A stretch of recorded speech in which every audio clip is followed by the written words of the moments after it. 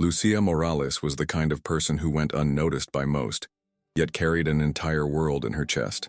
In León, in the state of Guanajuato, she lived in a neighborhood on the outskirts of downtown, in a simple two-room house she shared with her younger brother, Emiliano. The house was old, its walls peeling and smelling of coffee in the late afternoon, and it was all they'd had since their parents died in a bus accident 6 years earlier. Since then, Lucia had become everything at once: big, sister, makeshift mother, confidant, bill payer, and the one who put food on the table. She worked like a mad woman, but quietly, without complaining, as someone who already understood that the world is seldom kind to those who have little. There was never much room for extras, but dignity never ran out. Perhaps that was why her heart hadn't hardened. On the contrary, she was the type who would stop to help a dog in the street, listen attentively to the lady at the market cashier, say good morning even when nobody answered. Her routine was harsh. She got up at 5, made coffee for Emiliano, reviewed her notes, and by 6:30, she was at the bus stop heading to the clinic where she worked as an assistant. It was a small clinic but very busy, in the center of León. There, Lucia did everything. She prepared the rooms, organized patient files, cleaned equipment, and squeezed the hands of nervous patients. After her shift, she would eat whatever she could, sometimes a cold slice of sometimes just a juice, and head to her second job at the hostel. That place was calmer, but the hours were awful and the pay was low. Yet she kept that job because every peso made a difference. At night she would return home exhausted, but still take care of the laundry, dinner, and the flickering light in the hallway. There were no luxuries, only the essentials. But she endured everything with a strength she didn't even know she possessed, and even on days when she barely managed to keep her eyes open, Lucia never stopped believing she was doing the right thing, that helping her brother graduate and giving him a chance at a better life was her way of transforming her own destiny. That particular morning, everything began as usual.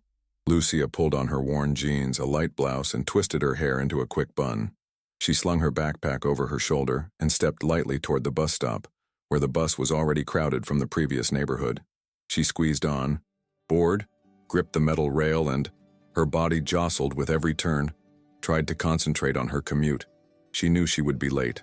Amid the swaying, she took out her cell phone to check a message from Emiliano, asking if he could use the last money in their account to print a university paper. "Sure, go ahead," she replied instantly, knowing that meant she'd go the whole day without lunch. That was life, one sacrifice at a time. With tired eyes and aching shoulders, she barely noticed the woman sitting by the window 2 seats ahead. Only when the bus braked suddenly did Lucia realize that the woman was pale, sweating, and had a strange look, as if she were physically present, but her mind was elsewhere. Lucia furrowed her brow, watched for a few seconds, and a warning flickered in the depths of her chest. Something was wrong, and when the lady slumped sideways, fainting, Lucia felt her own body freeze. She didn't think twice. She dropped her backpack on the floor, made her way through the passengers, and ran to catch her before she hit the ground. What was impressive about Lucia was her instant instinct to act when something was amiss, even without knowing exactly what to do. The bus carried on as if nothing had happened, the passengers shrinking into silence, averting their eyes like those who don't want to get involved. Lucia cradled the lady carefully, resting her head on her own lap, trying to determine whether it was a simple fainting spell or something more serious. The woman was breathing with difficulty, her skin cold, her fingers trembling. "Hey ma'am, can you hear my voice? Do you hear me?" Lucia asked, her voice low yet firm, struggling to maintain the calm she didn't feel. The driver, impatient, grumbled that he would only stop at the next corner, and with one hand supporting the woman and the other gripping the seat rail, Lucia endured that long haul of 2 more blocks as if it were an eternity. When they finally disembarked, she practically dragged the lady in her arms, begging a man at the stop for help, but he merely shrugged and turned away. Lucia's heart pounded wildly. She had no idea who this woman was, if she had family, lived alone, if it was a health crisis or something worse. But one thing was certain, she would not leave her alone. The nearest clinic was 4 blocks away. Lucia knew that route like the back of her hand. She had covered emergency shifts there when they needed someone to fill in. Leaning on her own body, She carried the lady to reception and quickly explained what had happened. She fainted on the bus, was very pale, sweating cold. I don't know her name. She had no documents or phone. The receptionist's eyes widened. Admitting someone without identification always triggered a lengthy protocol. But Lucia was resolute. Please, she needs attention now. We'll sort out the paperwork later. The lady was taken inside, placed on a stretcher, hooked up to oxygen, and moved to a small examination room where the doctors began their work. Meanwhile, Lucia sat on a hallway bench, her backpack at her feet, breathing deeply and watching the clock with worry. She was already late for work, but at that moment, nothing seemed more important than ensuring the woman's safety. 1,000 thoughts raced through her mind. What if the woman had family searching for her? What if she was fleeing something? What if it was a stroke or a heart attack? It consumed her in a way she couldn't explain. When the doctor finally emerged about 20 minutes later, she explained that the patient was stable but in shock. Low blood pressure, rapid heartbeat, signs of extreme stress. She can't speak well, appears terrified. Any recent trauma, maybe? Lucia didn't know what to say. She told them she found her alone, unconscious, without a word. The doctor sighed and said they would register her as an unknown patient until someone came forward. Then Lucia offered her own phone number as the emergency contact. The receptionist jotted it down with a faltering pen on a sheet of paper. Lucia looked at the resting, pale but calmer face of the woman and felt a knot tighten in her chest that she couldn't explain. "Everything will be okay, all right?" she murmured before leaving the room. On the way to the clinic where she was supposed to be working for nearly an hour already, she couldn't stop thinking. It wasn't just empathy. There was something in the woman's eyes, something in her cold hands that didn't feel ordinary. But Lucia wasn't one to theorize. She did what any decent person would do, then left, telling herself the worst was over. While Lucia tried to calm the unknown lady on the bus, across town, Daniel Rivas was living one of the most insane days of his life. He had just left a meeting with 2 strategic advisors in a discreet building where they discussed the final clauses of the government contract his company had just signed. The deal was massive, nearly 2 decades worth of digital security systems for public institutions, and represented not only money but a victory over powerful competitors. As he stepped off the elevator with his grandmother, Doña Carmen, he noticed 2 dark cars parked oddly. Something didn't fit. The closed windows, headlights on in broad daylight, and drivers staring at him motionless. A chill ran through him as he recalled an encrypted warning email from an old contact the night before. "They won't accept losing. Brace yourself." At that precise moment, his heart raced. Daniel gripped his grandmother's arm and whispered, "Quick, don't look back." They crossed to the corner, and as they turned, the cars roared toward them. It had begun. In seconds, both vehicles accelerated in their direction, and Daniel realized they wouldn't have time to flee with her. He scanned his surroundings frantically and saw a crowded bus stop. On impulse, he said, "Get on that bus now." She looked at him confused. "Daniel, what? Trust me." "Abuela, go." He practically pushed Carmen up the steps just as the driver closed the doors. She stumbled in bewildered, and he sprinted away before the men could react. One car tried to follow the bus, but Daniel darted across the street, removed his tie, grabbed an ordinary jacket he carried for emergencies, and sprinted into an abandoned parking lot. There, he hid his phone under an old tire and changed his shirt, tossing his expensive blazer into a dumpster. He needed to blend into the city. He re-emerged onto the avenue, walking briskly but with the posture of an office worker. Meanwhile, the cars circled nearby. He knew they were after him, not his grandmother. Now he was utterly alone. The following minutes played out like a psychological chess match.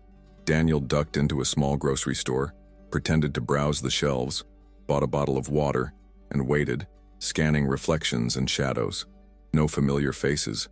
He moved through alleyways, crossed unfamiliar streets, and used the jacket to conceal part of his face.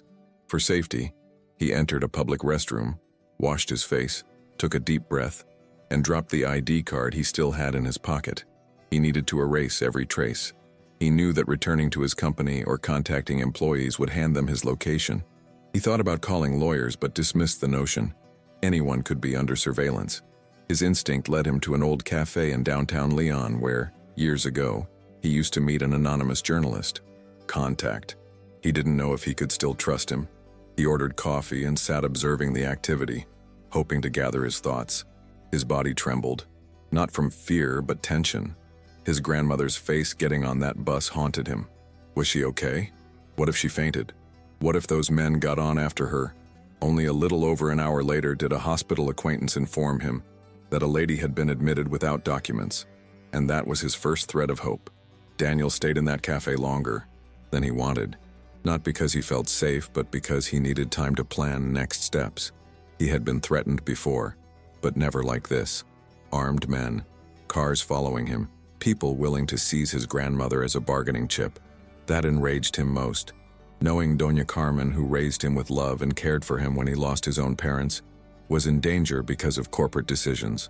Yet he didn't regret signing the contract.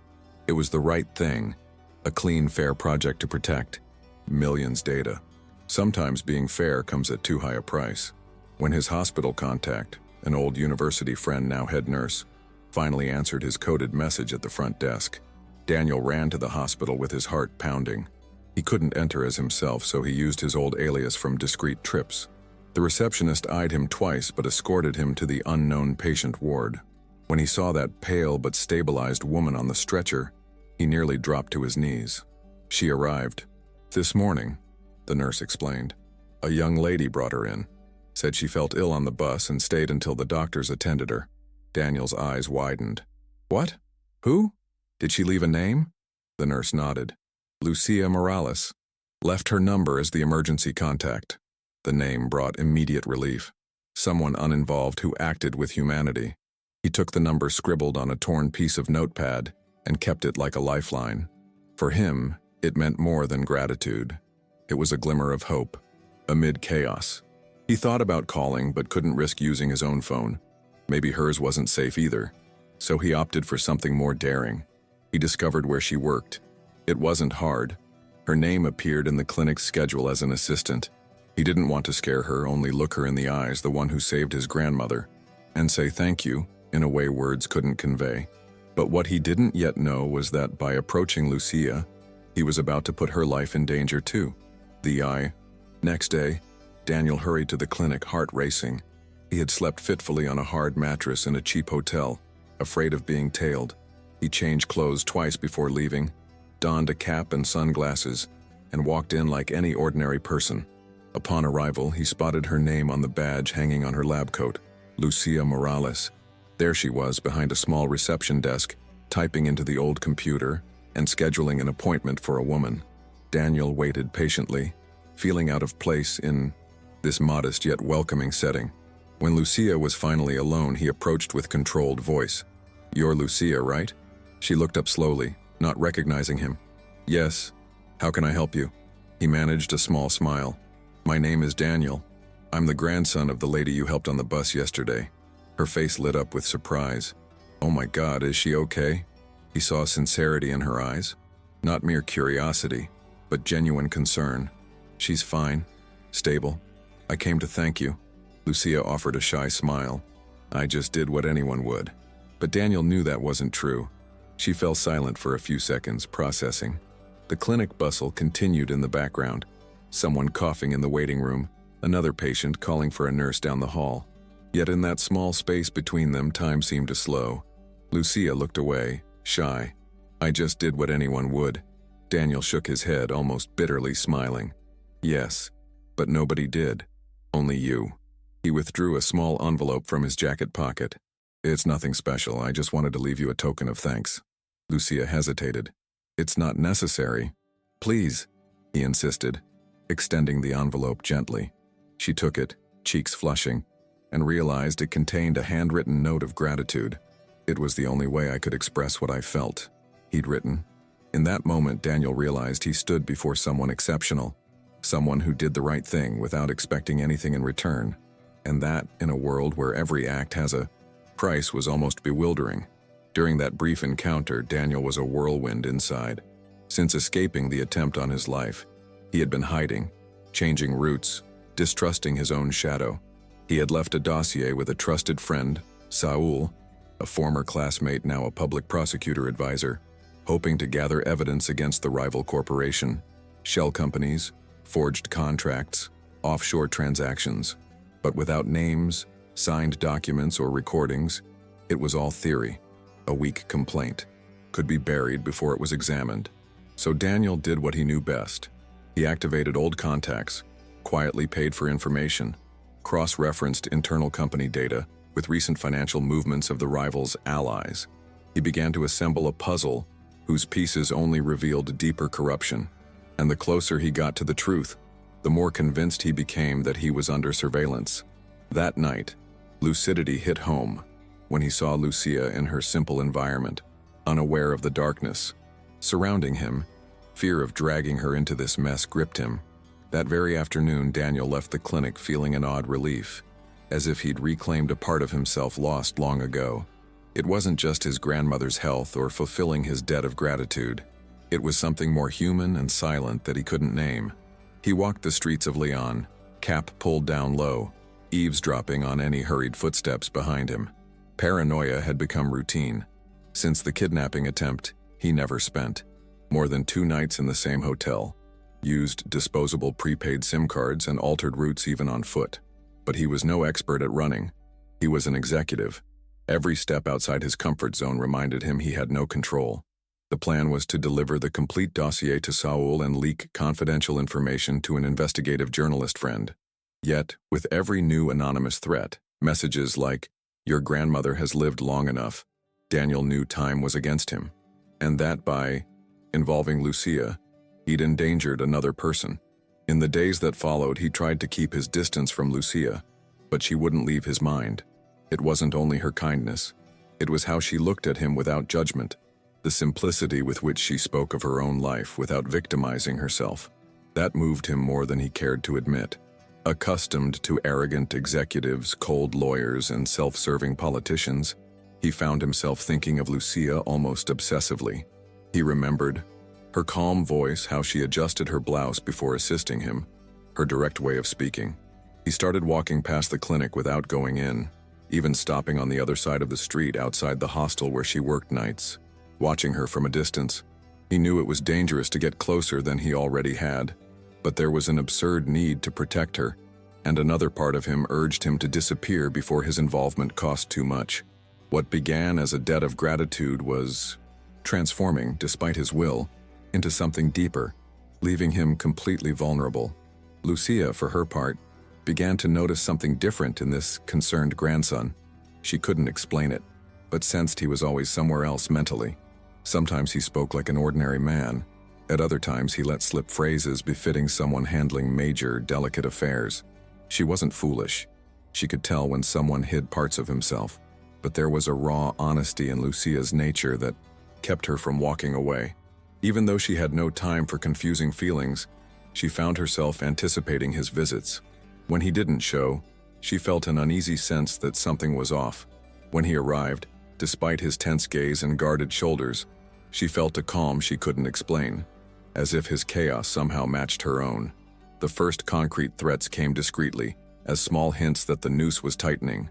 In the clinic, 2 men in suits posing as health inspectors asked questions. Unrelated to health regulations, insisted on seeing the patient files and subtly tried to learn who Lucia Morales was. She feigned normalcy, but left the meeting with a churning stomach. She called her supervisor, who also found them suspicious, and noted that their credentials didn't look official. That same night at her hostel job, the manager received an anonymous call from a heavily accented man. "Is the girl at reception still working there?" And hung up. This was no coincidence. When Daniel learned of these incidents, he felt a chilled blow to his soul. No matter how hard he'd tried to shield her, it was too late. She had seen too much. Just by protecting his grandmother, she was now a target in this deadly game. That night, Daniel didn't sleep. He sat on the edge of the bed in a cheap hotel on Lyon's outskirts. Piles of printed documents, photos, reports, and emails spread on the table like puzzle pieces. He had enough evidence implicating 3 politicians, 2 rival executives, and even an advisor to an influential senator. But in the wrong hands, it meant nothing. He needed exposure, noise. He needed the press before the case was buried in court. His newspaper contact was ready to act, but demanded corroboration. And that was when Lucia unknowingly became crucial. She had seen the men at the clinic, heard the hostile phone call, and remembered details that could make or break an investigation. To involve her further, Daniel had to reveal everything: who he really was, what was happening, and why her life was at risk. It was a tremendous gamble, but remaining silent was even riskier. At dawn, he made a decision. He would visit the clinic before the workday began and tell her everything, start to finish. The next morning, Lucia arrived to work with a sense that something was off. She'd slept poorly, mind racing. Seeing Daniel standing at the clinic door, coffee in hand, her stomach twisted. He looked more exhausted than usual. Dark circles under his eyes and a restless gaze. "Can we talk?" But uninterrupted. Lucia simply nodded, tense, and led him to a small supply closet in the back, the cleaning supply smell cutting through the heavy silence. Daniel placed an envelope on the table. "It's all here. Contracts, names, evidence. This is why they nearly kidnapped my grandmother and why you're now a target." Lucia froze. "What?" she whispered. Daniel inhaled deeply. "I'm not just a worried grandson. I am the man who signed a contract so powerful people wanted to prevent it. And you, Lucia, you saved the most vulnerable piece on my board. Now they want to erase you." Lucia stared at the envelope as if it were a bomb about to detonate. Her fingers trembled, and for a moment she stopped breathing. Daniel's words echoed in slow motion. "They want to erase you." It made no sense, or it did, and she didn't want to accept it. He seemed too serious to be lying, and his eyes held no arrogance, only fear. Fear of losing her, perhaps. "Are you telling me that those men in the clinic, those calls at the hostel?" She couldn't finish. Daniel nodded quietly. "All of that was to track you because you helped my grandmother. They don't want witnesses, and now they know you're close to me." Lucia put her hand to her forehead, sank against the wall in a corner of the room. Inside, a whirlwind. Anger, disbelief, confusion, and a fear she'd never known before. Not for herself, but for her brother. "My brother, Emiliano, he's at home, alone." Daniel approached carefully. "They're probably watching your house. I came because I could no longer protect you from afar. Today you have to leave." His words cut away the ground she'd thought firm. Until now, her struggles were the hardships she knew how to face. Tight budget, overdue bills, exhausting shifts. Never death threats, espionage, or criminals hired by politicians. But fear gave way to anger. "Why didn't you tell me sooner?" she asked, voice cracking.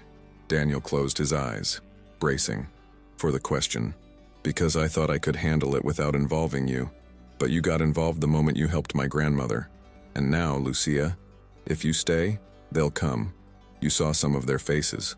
You're marked." She swallowed back tears. She felt used, yet knew running wasn't the answer.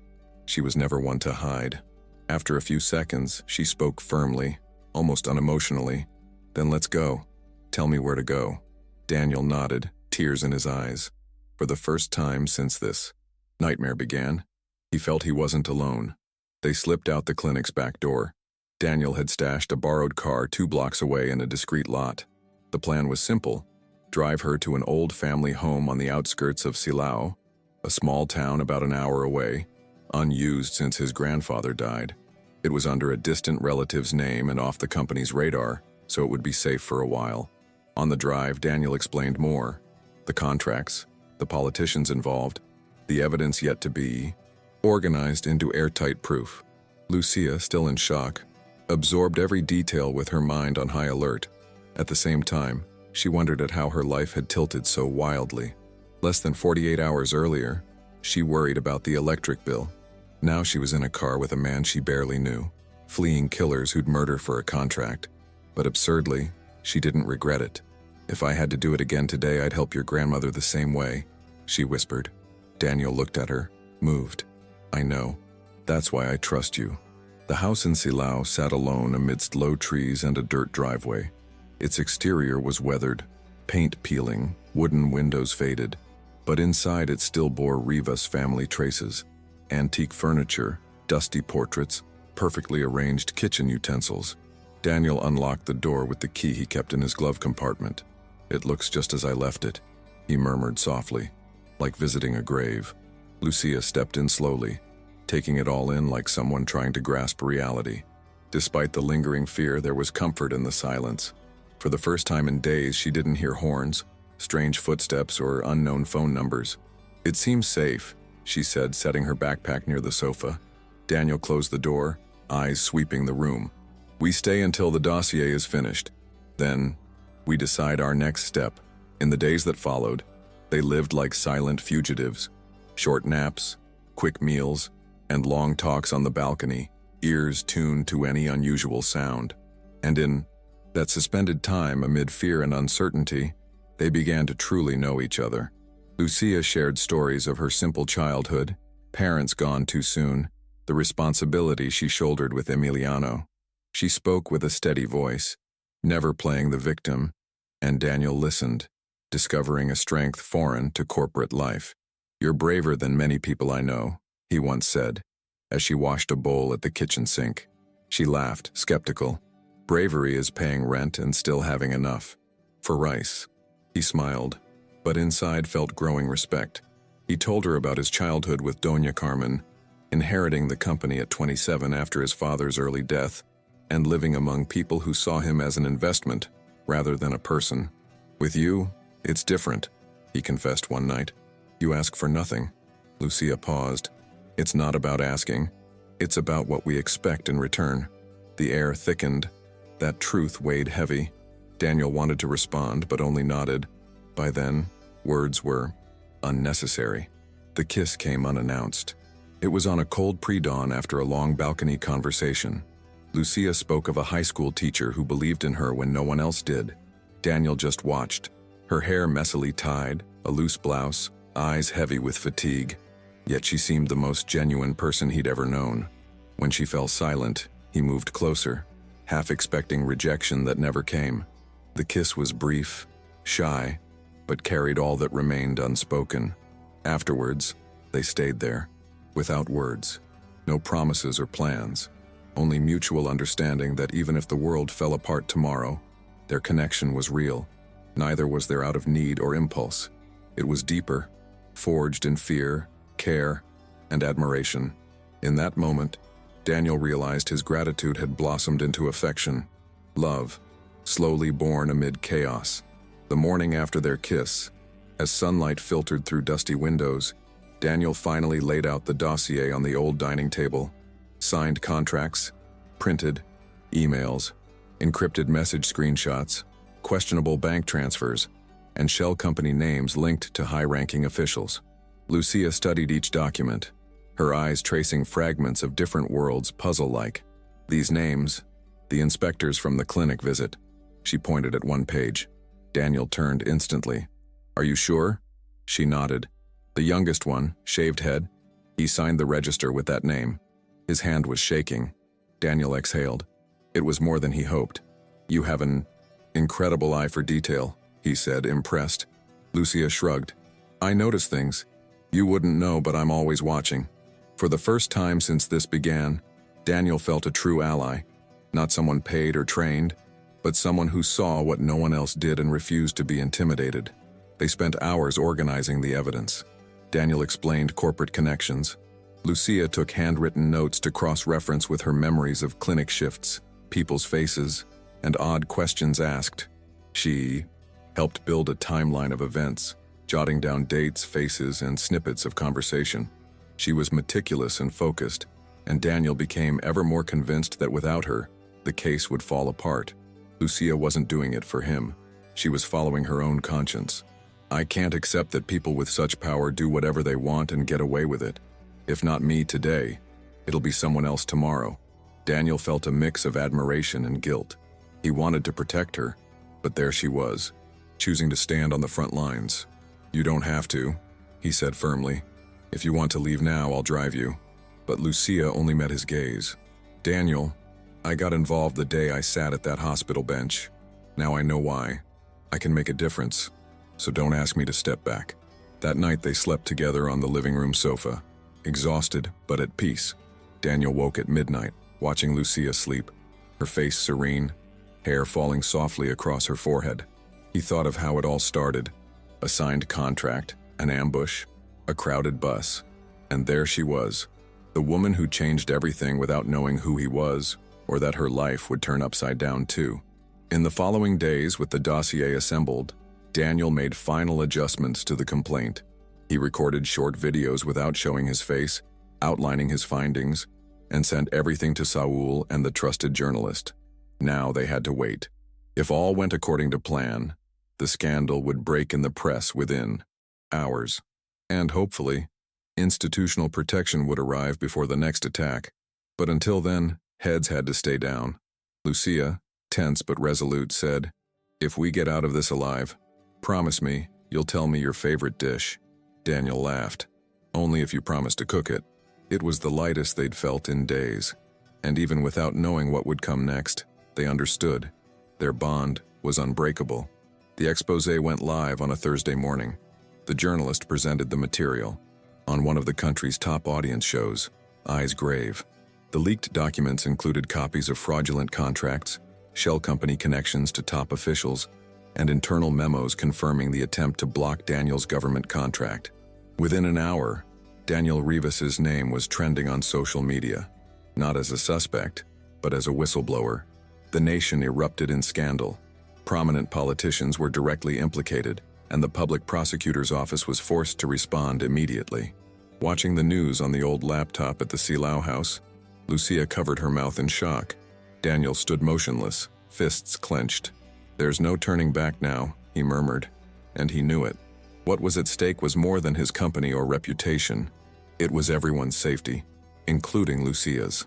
The next morning, a dark car passed twice down the dirt drive to the house. Lucia spotted it from the window and alerted Daniel. He looked outside with forced composure, but felt his stomach knot. "They found us?" she whispered. "Maybe. Or someone just watching, waiting for the right moment." That night was the longest since their arrival. They slept fully clothed, bags at the ready, phone charged. Daniel left a 3-option escape plan, but no one expected the public counterstrike. Once the complaint was public, the prosecutor's office moved swiftly, issuing arrest warrants for 3 accused. The rival company's assets were frozen. The narrative shifted, and with media pressure came protection.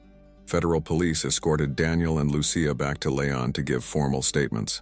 Fear still clung to their skin, but for the first time, there was a true path to justice. Returning to the city felt strange. Lucia wore a low cap, avoiding eye contact. Daniel, despite his guards, looked drained, as if the weeks of tension had finally caught up. In the public prosecutor's waiting room, they sat side by side in silence. Daniel held a folder with the latest evidence. Lucia kept her gaze on the floor. "You still can walk away, you know," he said in a whisper. "You could walk out that door and nobody would judge you." She stared at him. "And let them think they intimidated me? No way." Daniel smiled for the first time in days. In that single line, he saw the woman he had fallen for. After hours of statements, recordings, and confirmations, the prosecutor assured them they were under official protective measures. Doña Carmen, now home under medical care, sent a voice message. "I'll be waiting with hot chocolate." Lucia laughed genuinely for the first time in a long while. And in that laugh, Daniel saw something he'd never forget: lightness after war. The scandal's fallout was only the first tremor of many. When the prosecution officially named the accused, newspapers splashed headlines with photos of once untouchable officials: a federal deputy, 2 state secretaries, and a senator's trusted aide, charged with embezzlement, money laundering, and coercion of witnesses. The documents Daniel and Lucia helped gather not only linked these figures to the rival corporation, but also revealed the kidnapping plot against him and his grandmother. That revelation shocked the public most. They sent goons to kidnap a CEO and his grandmother, as if it were cheap crime soap, a newscaster fumed. Social media exploded. Citizen movements demanded immediate resignations. One accused fled the country within 24 hours. Another was arrested trying to board a flight to Cancun. The corporate rivals' stock plummeted. Shell companies were dismantled one by one as the tax authority froze assets. A headquarters in downtown Leon was shuttered live on TV. Doña Carmen watched from her living room, blanket over her knees, murmuring in wonder, "All this over one contract?" Daniel, still staring at the screen, replied, "It wasn't about the contract. It was about the power he represented." Lucia, seated cross-legged on the floor, watched with equal parts anger and relief. So now, what? Is it over? She asked. Daniel hesitated. Now the real work begins. Official justice is only the first layer. And he was right. Even with arrests and leaks, parts of the corrupt machine remained. There were more names, more alliances, more filth at work behind the scenes. But at least the gear that tried to destroy him and dragged Lucia in with him was crumbling. For Lucia, it was surreal to watch everything unfold so forcefully. Just weeks ago, she worried about bakery breads, freshness, the gas bill, and her brother's expensive medical therapy. Now she was at the center of a national scandal, not as a victim or bystander, but as an agent of change. She received calls from the clinic, the hostel, people who'd heard the story wanting to know more. Some called her the girl who saved Daniel Rivas's grandmother. Others, key witness. Lucia disliked labels. She was still the same person, but something in her had changed. The certainty that doing the right thing, even without knowing where it led, was itself its own reward, and that conviction steadied every step she took. Daniel, meanwhile, began receiving interview invitations, corporate events, even public honors. He turned them all down. "I didn't do this for awards," he said. "I did it because it was the minimum." And that, behind the suit, the surname, the inheritance, was what Lucia admired most. A man exhausted, but upright, and finally free. Months passed before Daniel re-emerged publicly in a significant way. Threats had lessened, but the trauma lingered in his body. Every step outside was calculated. Even with state security, he avoided crowds, kept his number private, and rebuffed any attention that smelled opportunistic. Lucia saw this with empathy, but also concern. "You can't live in fear forever," she'd say. "You won." He always answered the same. "But I lost so much along the way." And it was true. Daniel lost old friends, business partners, and some respect for his former world. But he also gained something unexpected: clarity. For the first time in years, he knew what he wanted to do with his remaining time. He didn't want to get back to the top. He wanted to build a foundation, a real, purposeful life. And Lucia, naturally, was part of it. One rainy afternoon, while walking together in a quiet city park, they talked about the future. Daniel had spent days reviewing financial reports, but it all felt distant now. "Are you still thinking of studying nursing?" he asked. Lucia looked surprised. "I am, but it's expensive, and I'm not sure I want another 5 years in a classroom." He nodded. "What if we create our own space? Something that brings everything we've lived together into real help?" In that moment, the idea was born.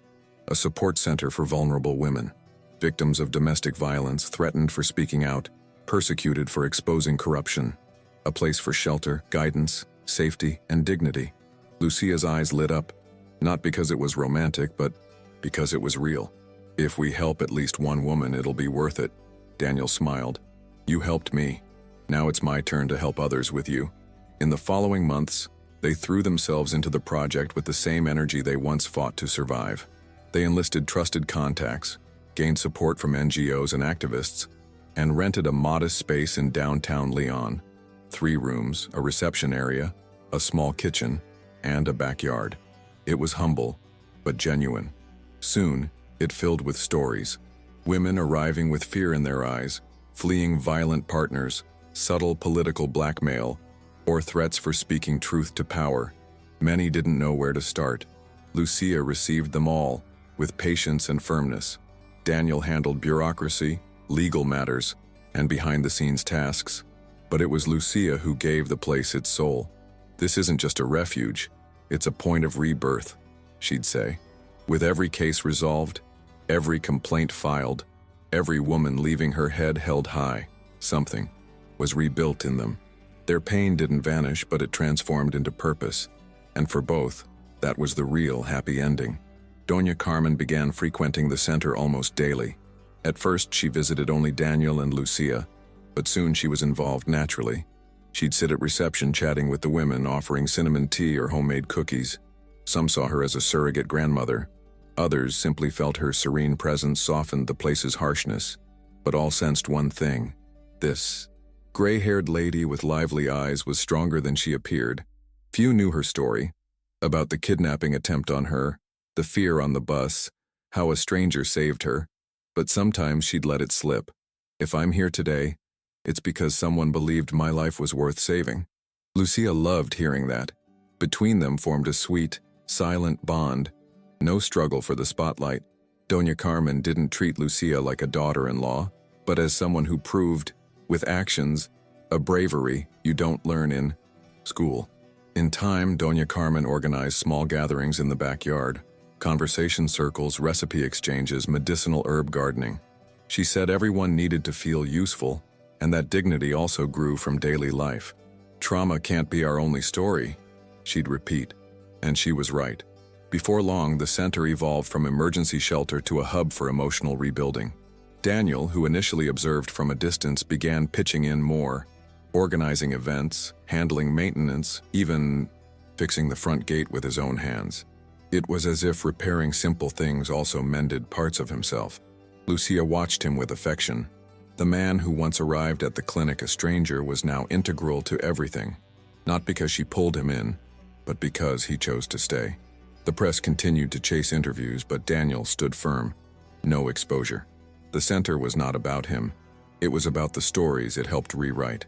In a single week, they welcomed a pregnant woman fleeing a violent partner, a young activist threatened for exposing City Hall corruption, and a 60-year-old woman who lost everything protecting her grandson.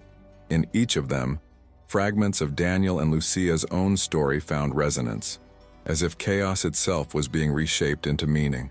One afternoon, while cleaning a freshly painted room, Doña Carmen looked at them and said, "I dreamed of this, a place where my trauma became hope for others."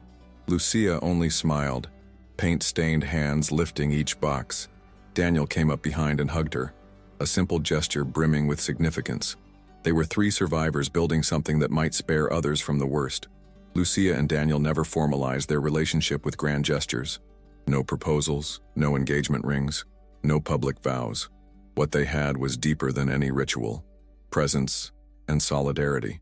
They shared the space naturally. She brewing coffee, he washing dishes, she preparing reports, he fixing wiring. Between chores, small gestures spoke volumes. A note on the mirror, an unprovoked hug, a late-night chat with feet up on the sofa. Lucia had never depended on anyone, and Daniel learned not to save her, only to stand by her.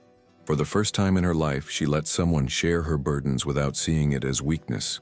Their love grew there, in messy routines, unhurried, unformulaic, but honest.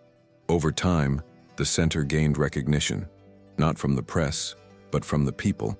Women who'd been helped returned, referred. Friends donated and offered volunteer assistance.